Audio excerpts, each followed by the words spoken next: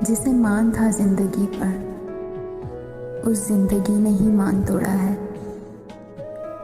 مرنے والوں کے ساتھ مرا نہیں جاتا، مرنے والوں کے ساتھ مرا نہیں جاتا، لیکن ان کے بغیر جیا بھی نہیں جاتا۔ زندگی ایک دھوکہ ہے، موت ایک حقیقت ہے۔ اے موت تو اتنی بے رحم کیوں ہے؟ کسی کا تو مان رکھ لیا کر۔ اے عید تو آ رہی ہے، کیا ہمارے بچھڑوں کو بھی ساتھ لا رہی ہے؟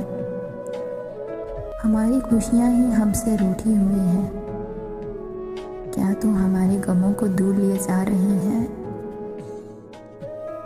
اے خدا تو جانے والوں کو اتنی مہلت تو دے دے، اے خدا تو جانے والوں کو اتنی مہلت تو دے دے کہ وہ ہمارے ساتھ عید منانے ہی آ جائیں۔